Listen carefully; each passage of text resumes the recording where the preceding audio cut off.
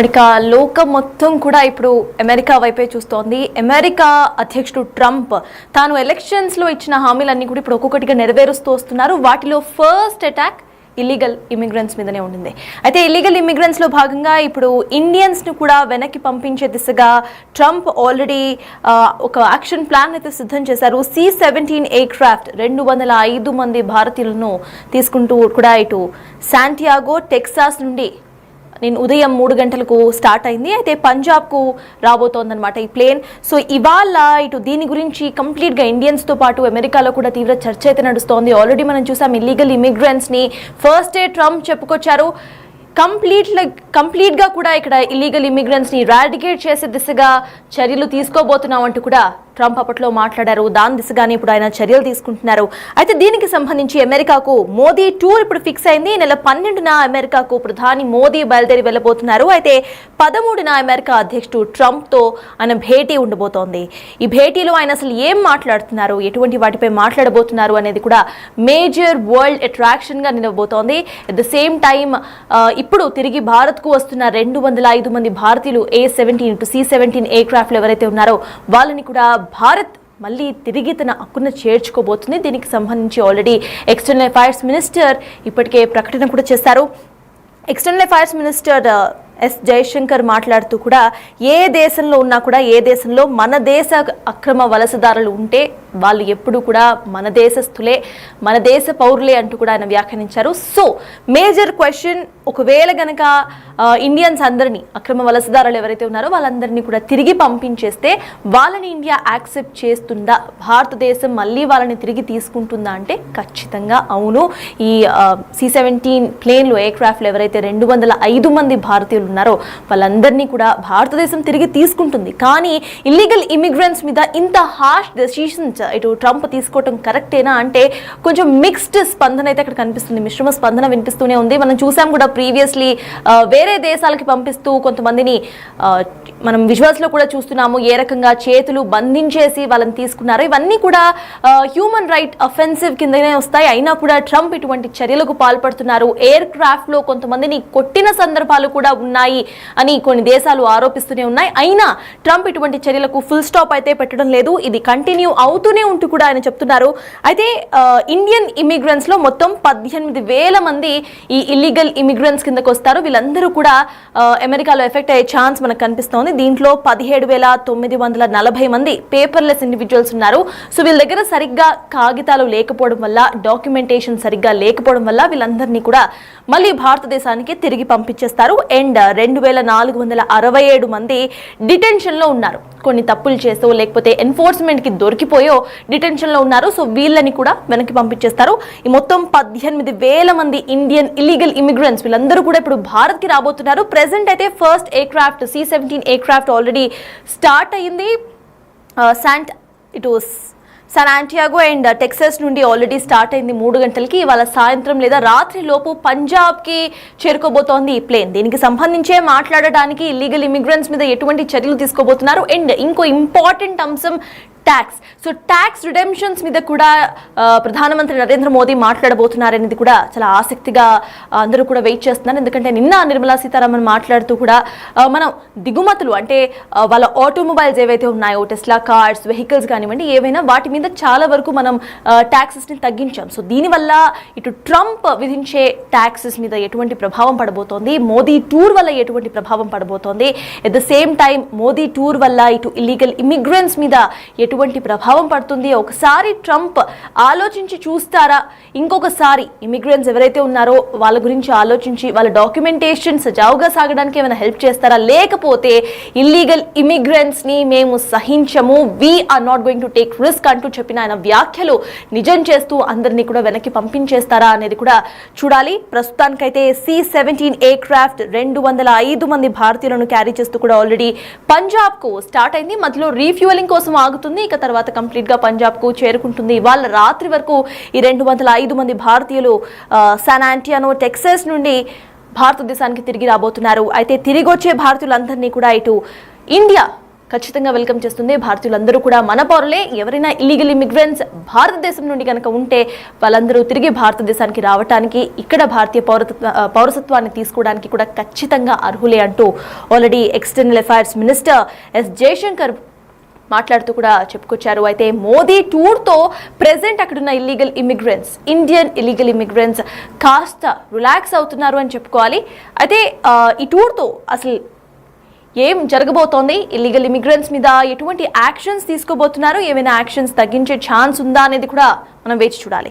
దీనికి సంబంధించి మనతో మాట్లాడడానికి అండ్ మనకి ఇంకాస్త ఇన్ఫర్మేషన్ ఇవ్వడానికి మా ప్రతినిధి శివ మనతో ఫోన్ లైన్లో రెడీగా ఉన్నారు. శివ, చెప్పండి. మనం చూస్తున్నాము మోదీ టూర్ ఖరారైనట్టుగా తెలుస్తోంది. ఈ నెల 13న ఆయన ట్రంప్ని కలవబోతున్నట్టుగా కూడా తెలుస్తోంది. అయితే ఈ టూర్ని మనం ఎలా చూడాలంటారు? ఒక పాజిటివ్ హోప్ ఇస్తుంది అనుకోవచ్చా మనం? నరేంద్ర మోడీ అమెరికా అధ్యక్షుడు డొనాల్డ్ ట్రంప్ తో భేటీ కాబోతున్నారు. అయితే ఈ భేటీలో ప్రధానంగా మీరు చెప్పినట్లుగా ఇటు ట్రంప్ ఏదైతే టారిఫ్ విధించారో దాని గురించి, మరోవైపు భారతీయులు భారతదేశానికి సంబంధించిన 18,000 మంది అక్రమంగా అక్కడ నివసిస్తున్నారు, అక్రమ వలసదారులు ఉన్నారు, వారందరినీ కూడా తిరిగి పంపించే విధంగా కూడా ట్రంప్ అక్కడ చర్యలు తీసుకుంటున్నారు. దానిలో భాగంగా ముందు ప్రధాని నరేంద్ర మోడీ విదేశీ పర్యటనకు వెళ్ళడం, అక్కడి నుంచి ట్రంప్ ను కలవడం. దానికన్నా ముందే ఇప్పటికే ప్రధాని నరేంద్ర మోడీ అమెరికాకు రాబోతున్నారు, వైట్ హౌస్ కు రాబోతున్నారు అని కూడా గతంలోనే డొనాల్డ్ ట్రంప్ ఒక ప్రకటన విడుదల చేశారు. అయితే ముందు 10-11 తేదీల్లో మోదీ ప్యారిస్ టూర్ కు వెళ్ళబోతున్నారు. అక్కడ 12 సాయంత్రం వాషింగ్టన్ డీసీకి ప్రధాని నరేంద్ర మోడీ చేరుకుంటారు. అయితే ప్రధాని నరేంద్ర మోడీతో పాటు ఇతర దేశాలకు సంబంధించిన కొంతమంది కీలక వ్యక్తులు అక్కడికి అమెరికా పర్యటనకు వెళ్తున్నారు. వాటిలో ప్రధానంగా నరేంద్ర మోడీ పేరు ఉండడం, అందులో ఇప్పుడు నరేంద్ర మోడీ ఇటు అమెరికా అధ్యక్షుడు డొనాల్డ్ ట్రంప్ పదవి బాధ్యతలు చేపట్టిన తర్వాత తొలిసారి అమెరికా పర్యటనకు వెళ్ళడం, అందులోనూ భారతీయులకు సంబంధించి అక్రమ వలసదారులు ఎవరైతే ఉన్నారో H-1B వీసాలతో పాటు మరికొన్ని కీలక నిర్ణయాలు తీసుకునే ఛాన్స్, అంటే ఇద్దరి మధ్య కొన్ని కీలక విషయాలు కూడా చర్చకొచ్చే అవకాశం కనిపిస్తుంది. అందులో ఇప్పుడు ఈ సందర్భంలో అక్రమ వలసదారులు ఎవరైతే ఉన్నారో భారతీయులు వారందరూ కూడా సొంత గడ్డకు తిరిగి వస్తున్న నేపథ్యంలో ఇప్పటి వరకే 18,000 మందిని గుర్తించారు. అయితే అక్కడ ఉన్న పార్టీలకు సంబంధించి కూడా కొన్ని కీలక నిర్ణయాలు, కీలక చర్చలు ఇద్దరి మధ్య జరిగే అవకాశం అయితే ప్రధానంగా కనిపిస్తోంది. ఇక ప్యారిస్ పర్యటన ముగిసిన అనంతరం నేరుగా ప్రధాని నరేంద్ర మోడీ అమెరికాకు వెళ్తారు. 13న ప్రధాని నరేంద్ర మోడీ ట్రంప్ తో భేటీ అవుతారు. అంటే ఇద్దరికి సంబంధించి ఈ టూర్ అనేది చాలా ఆసక్తికరంగా మారింది. ఇప్పటికే మోడీ టూర్ పై ఆయన అధ్యక్షుడు ట్రంప్ స్పందించారు.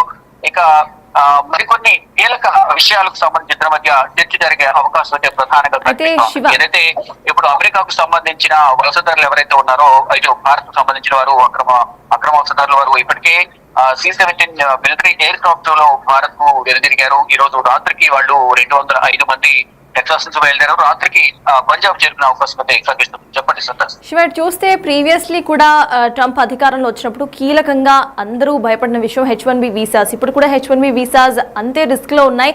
సో మోదీ పర్యటనతో ఇటు H-1B వీసాస్ మీద ఏదైతే రిస్క్ ఉందో ఇల్లీగల్ ఇమిగ్రెంట్స్ మీదనే కాకుండా దీని మీద ఉన్న డౌట్స్ అన్ని కూడా క్లారిఫై అయిపోయే అవకాశం ఉందనుకోవచ్చా?